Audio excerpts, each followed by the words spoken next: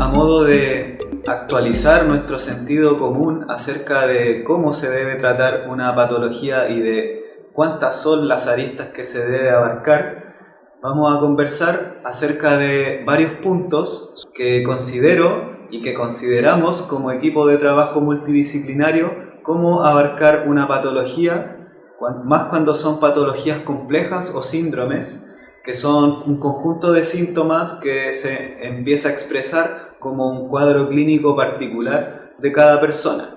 El primer punto es el diagnóstico o psicodiagnóstico. En este caso nos vamos a enfocar principalmente en la tendencia hacia el estado o hacia la patología depresiva y en la tendencia hacia la ansiedad, que ambas pueden coexistir.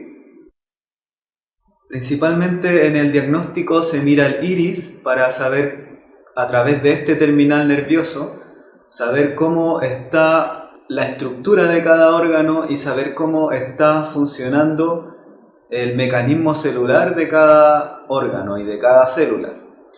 Así podemos saber más información de qué está pasando dentro del cuerpo. Con las orejas puedo ver cuáles son los procesos inflamatorios que están en curso o estancados. Al estar estancado un proceso inflamatorio, no sigue su desarrollo y por ende no llega hasta la sanación. Es por eso que también algunos mecanismos celulares se ven interrumpidos en base a esos procesos inflamatorios que no han llegado a completarse.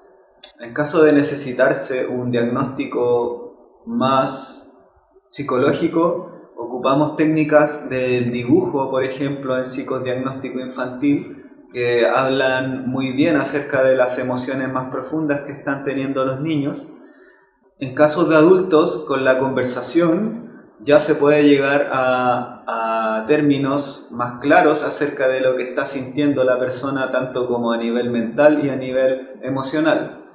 La patología en su globalidad generalmente abarca todos los ámbitos, el ámbito mental, el ámbito físico y el ámbito emocional. Es por eso que al tratarlo de una forma holística, incluyendo la ciencia en lo holístico, nos da un acercamiento mucho más fidedigno acerca de cómo debemos ordenar el tratamiento.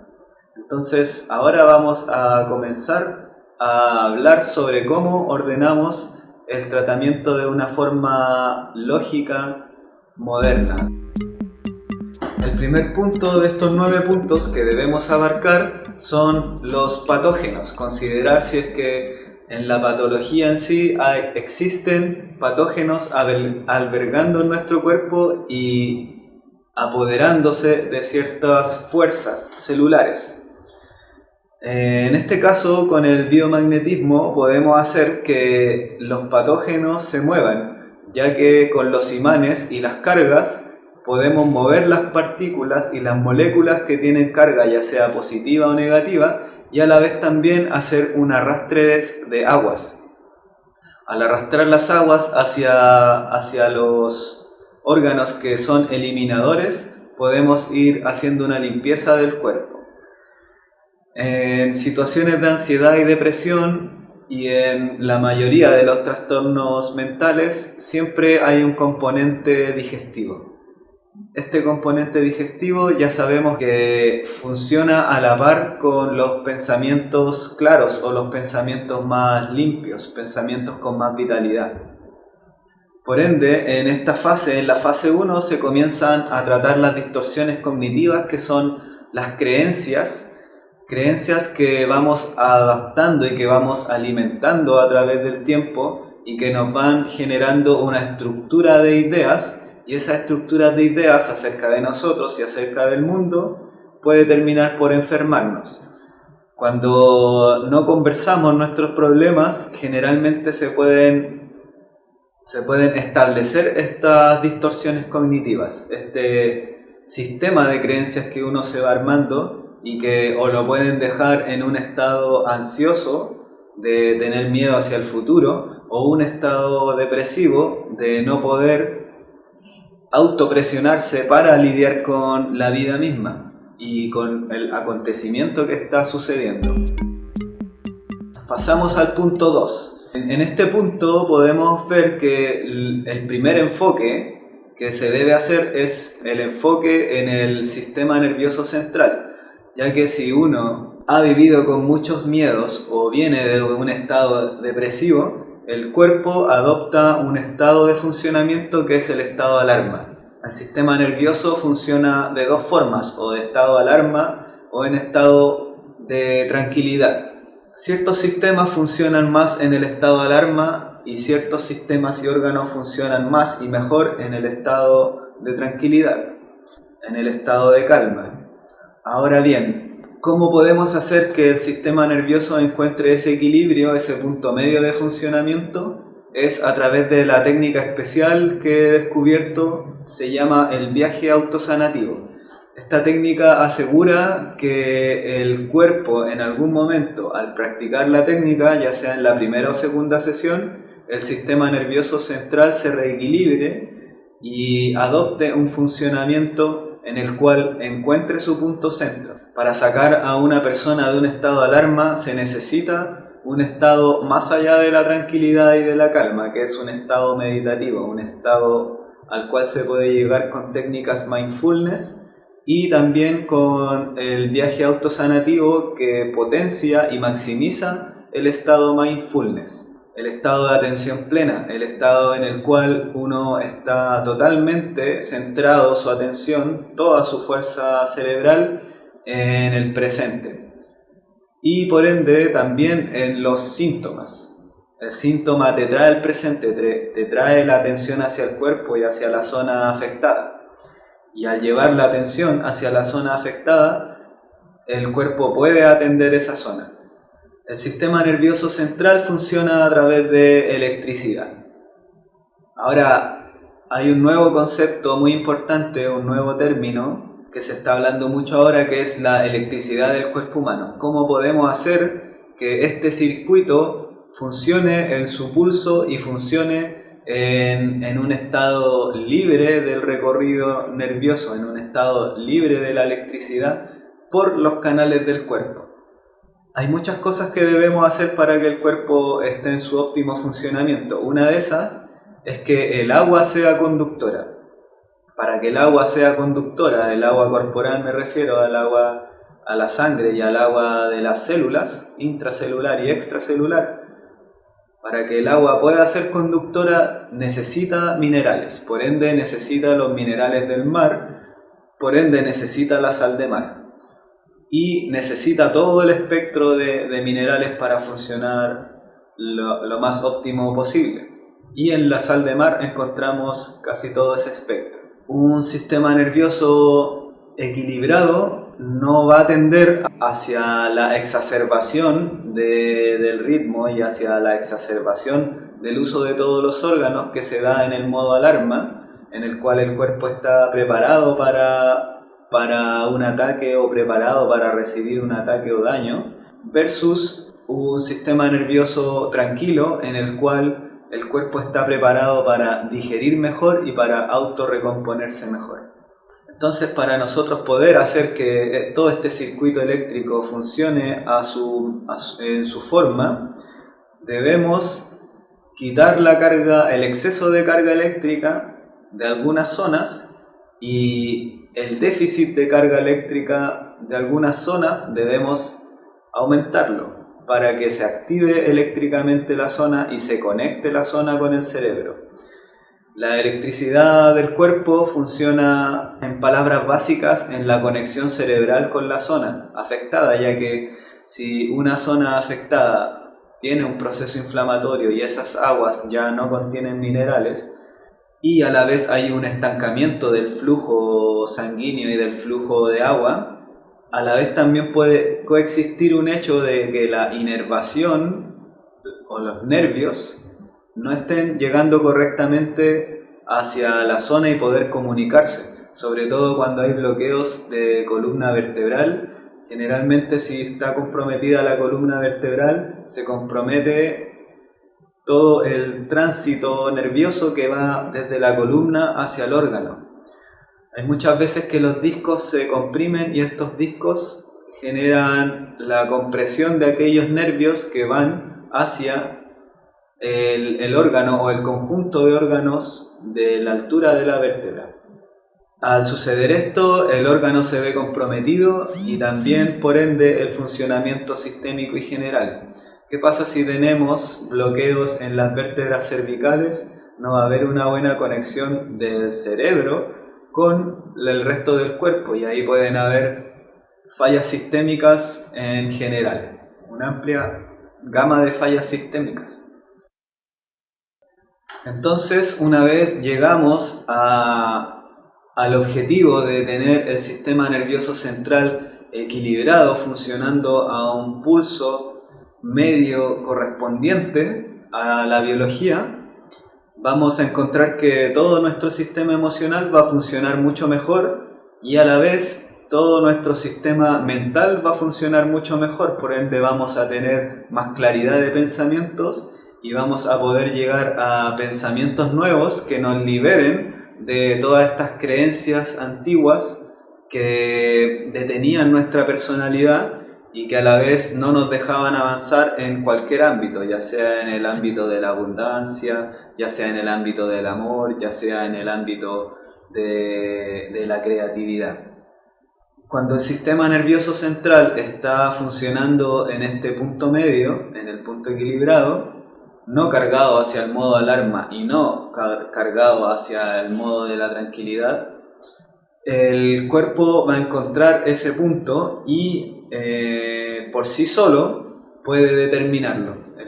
La memoria del cuerpo tiene ese punto medio guardado.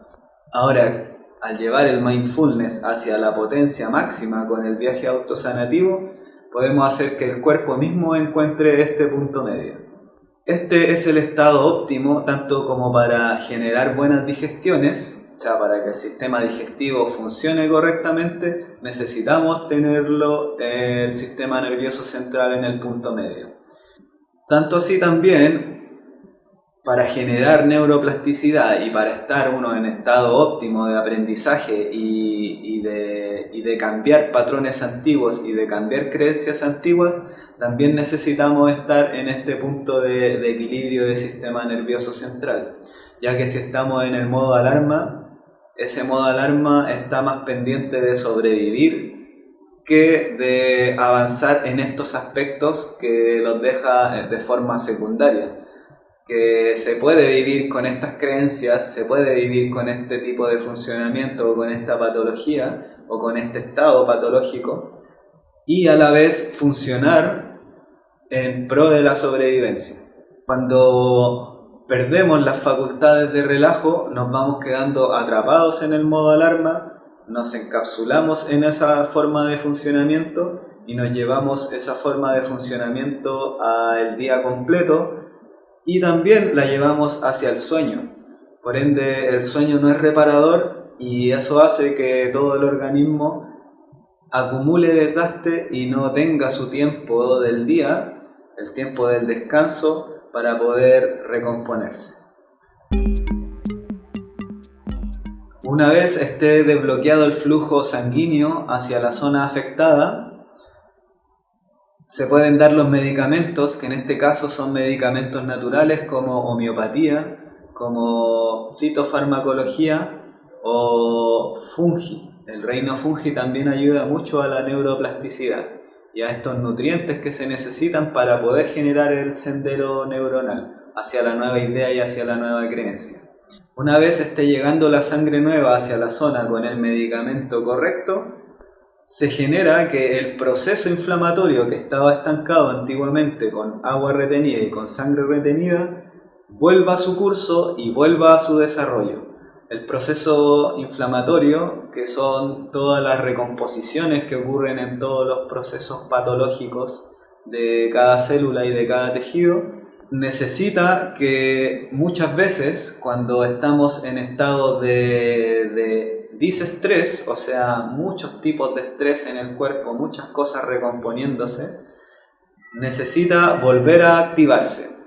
Por ende, se reactivan los procesos inflamatorios y las células y los tejidos vuelven a sus mecanismos correctos de funcionamiento. Y cuando esto ya se establece, y toda esta forma de funcionamiento nuevo se restablece, también llevado a pensamiento y a creencias, se reestructura la personalidad y esa nueva forma se adopta hacia la nueva personalidad que vamos desarrollando y evolucionando. Llegamos al punto 8, en donde evaluamos el comportamiento de cada síntoma. Como se van enumerando del 1 al 10, generalmente van bajando en graduación, y también los dolores. Hay síntomas que llegan a la puntuación 0, por ende ya damos por correcto la forma de tratamiento que adoptamos en el momento. Todo este desarrollo del tratamiento que pensamos especialmente para el cuadro clínico de la persona, para todo este conjunto de síntomas. Una vez se vaya barriendo cada síntoma, se va evaluando si hay que repetir nuevamente este proceso de 8 o 9 puntos para potenciar al organismo a que se autorrecupere. En el mismo viaje autosanativo hay una fase que es crucial, que se le llama, o le llamo, el descanso aumentado. Cuando la persona logra hacer que su cuerpo ya no presente síntomas y llegue a un momento en donde ya hubieron 3 o 4 manifestaciones por sesión de síntomas, de exacerbaciones de síntomas, pasa a haber un descanso aumentado en donde el cuerpo entra en un estado de muy pocos pensamientos por minuto. Por ende, toda esa energía que se estaba ocupando en pensar o en exceso de pensamiento, en el caso depresivo y en el caso ansioso, toda esa energía se ocupa y el cuerpo la administra y la ocupa en las zonas donde hay que regenerar o restablecer la forma de funcionamiento celular correcta. En este caso, por ejemplo, si hay un grado de esteatosis hepática o de hígado graso, el mismo cuerpo invertiría su fuerza para ayudar a sanar al hígado, para que el hígado se empiece a reproducir sus células y las células que ya estaban en desuso, en mal uso o dañadas, pasen a eliminarse. Y así el órgano empieza a agarrar fuerza estructural y a la vez hasta poder corregir el mal funcionamiento del cuerpo. Ahora bien, si una persona sigue con los mismos malos hábitos desde siempre, ya sean malos hábitos mentales y malos hábitos nutricionales, todo ese esfuerzo del cuerpo le va a costar el doble o el triple, porque va a seguir el cuerpo sometido a una forma de funcionamiento que el mismo dueño del cuerpo es el que está llevando al cuerpo hacia la enfermedad. Muchas veces por ignorancia, porque la forma alimenticia correcta es muy específica para cada quien. Y eso es nuestra tarea, ir descubriéndola, y la vamos descubriendo a través de síntomas. Una vez que ya estos síntomas se hayan barrido por completo y que este círculo de 8 o 9 puntos lo hayamos completado una vez o las veces que sean necesarias para llevar a la persona a su máxima mejoría, ahí se empieza a consolidar el nuevo funcionamiento, ahí se empieza a consolidar el funcionamiento antiguo, previo a la patología, que está grabado en nuestra memoria, pero que depende de todo este ambiente correcto para el buen funcionamiento celular. El ambiente impacta en la genética. Por ende, todas las enfermedades que en algún momento pasaron a ser genéticas en el transcurso de nuestra vida fueron por un mal ambiente que nosotros mismos posiblemente hayamos generado, o que el ambiente en donde vivamos lo esté generando. Entonces, una vez que ya se van barriendo con todos estos síntomas, uno va a poder ir determinando mejor qué son los factores que le están haciendo daño, porque si se barrió el síntoma por completo y después uno hace un desorden alimenticio y vuelven a tomar fuerza los síntomas, es porque ese es el hábito que nos está haciendo daño. Muchas veces ligado a la alimentación, muchas veces ligado a las creencias limitantes, a las creencias dañinas que tenemos sobre nosotros y sobre la vida. Sobre nuestra vida y sobre la vida en general